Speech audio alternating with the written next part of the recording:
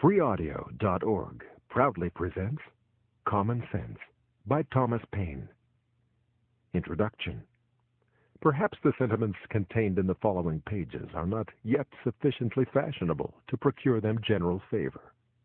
A long habit of not thinking a thing wrong gives it a superficial appearance of being right, and raises at first a formidable outcry in defense of custom. But the tumult soon subsides. Time makes more converts than reason. As a long and violent abuse of power is generally the means of calling the right of it in question, and in matters, too, which might never have been thought of, had not the sufferers been aggravated into the inquiry. And as the King of England hath undertaken in his own right to support the Parliament in what he calls theirs, and as the good people of this country are grievously oppressed by the combination, they have an undoubted privilege to inquire into the pretensions of both, and equally to reject the usurpation of either. In the following sheets, the author hath studiously avoided everything which is personal among ourselves.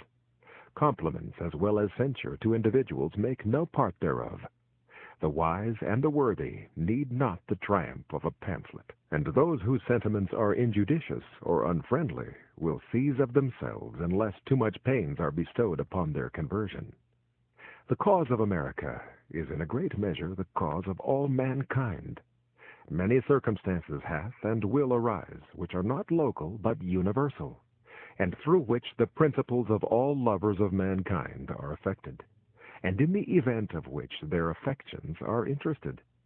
The laying of a country desolate with fire and sword, declaring war against the natural rights of all mankind, and extirpating the defenders thereof from the face of the earth, is the concern of every man to whom nature hath given the power of feeling, of which class, regardless of party censure, is the author.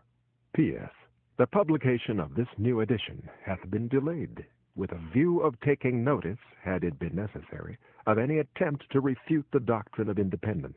As no answer hath yet appeared, it is now presumed that none will, the time needful for getting such a performance ready for the public being considerably past.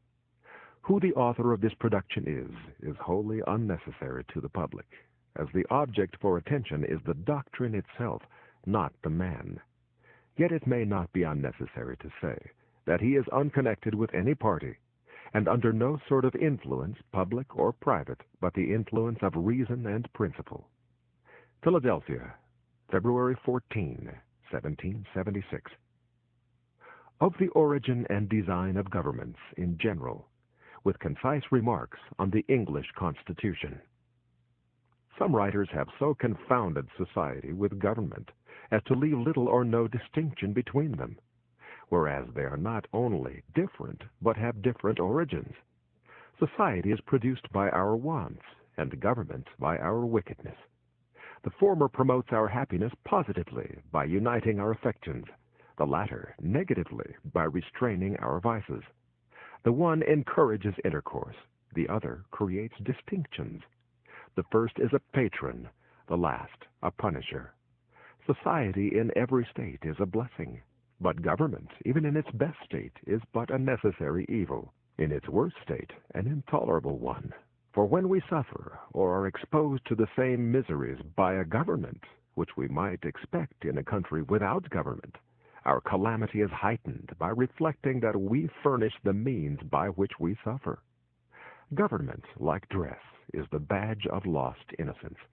The palaces of kings are built on the ruins of the bowers of paradise.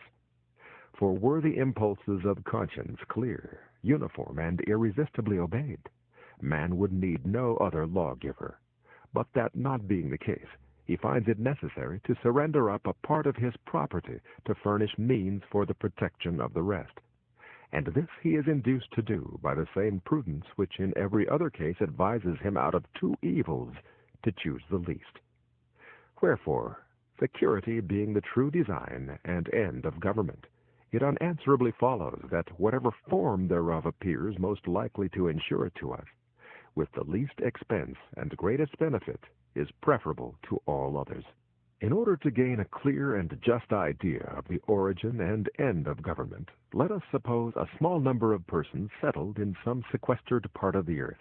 unconnected with the rest. They will then represent the first peopling of any country or of the world. In this state of natural liberty, society will be their first thought. 1,000 motives will excite them thereto. The strength of one man is so unequal to his wants, and his mind so unfitted for perpetual solitude, that he is soon obliged to seek assistance and relief of another, who in his turn requires the same. 4 or 5 united would be able to raise a tolerable dwelling in the midst of a wilderness, but one man might labor out the common period of his life without accomplishing anything. When he had felled his timber, he could not remove it, nor erect it after it was removed. Hunger in the meantime would urge him from his work, and every different want call him a different way. Disease, nay, even misfortune, would beat death, for though neither might be mortal, yet either would disable him from living, and reduce him to a state in which he might rather be said to perish than to die. Thus necessity, like a gravitating power, would soon form our newly arrived immigrants into society, the reciprocal blessings of which would supersede and render the obligations of law and government unnecessary, while they remained perfectly just to each other. But as nothing but heaven is impregnable to vice, it will unavoidably happen that in proportion as they surmount the first difficulties of emigration, which bound them together in a common cause, they will begin to relax in their duty and attachment to each other. And this remissness will point out the necessity of establishing some form of government to supply the defect of moral virtue. Some convenient tree will afford them a state house, under the branches of which the whole colony may assemble to deliberate on public matters. It is more than probable that their first laws will have the title only of regulations, and be enforced by no other penalty than public disesteem. In this first Parliament, every man, by natural right, will have a seat. But as the colony increases, the public concerns will increase likewise, and the distance at which the members may be separated will render it too inconvenient for all of them to meet on every occasion, as at first, when their number was small, their habitations near, and the public concerns few and trifling. This will point out the convenience of their consenting to leave the legislative part to be managed by a select number chosen from the whole body, who are supposed to have the same concerns at stake which those have who appointed them, and who will act in the same manner as the whole body would act were they present. If the colony continued increasing, it will become necessary to augment the number of the representatives, and that the interest of every part of the colony may be attended to, it will be found best to divide the whole into convenient parts, each part sending its proper number, and that the elected might never form to themselves an interest separate from the electors. Prudence will point out the propriety of having elections often, because as the elected might by that means return and mix again with the general body of the electors in a few months, their fidelity to the public will be secured by the prudent reflection of not making a rod for themselves.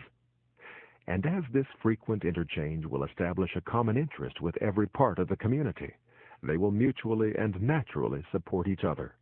And on this, not on the unmeaning name of the king, depends the strength of government and the happiness of the governed. Here then is the origin and rise of government, namely, a mode rendered necessary by the inability of moral virtue to govern the world. Here, too, is the design and end of government, namely, freedom and security. And however our eyes may be dazzled with show, or our ears deceived by sound, however prejudice may warp our wills, or interest darken our understanding, the simple voice of nature and of reason will say, it is right. I draw my idea of the form of government from a principle in nature, which no art can overturn, namely, that the more simple anything is, the less liable it is to be disordered, and the easier repaired when disordered. And with this maxim in view, I offer a few remarks on the so much boasted Constitution of England. That it was noble for the dark and slavish times in which it was erected is granted. When the world was overrun with tyranny, the least remove therefrom was a glorious rescue. But that it is imperfect, subject to convulsions, and incapable of producing what it seems to promise, is easily demonstrated. Absolutely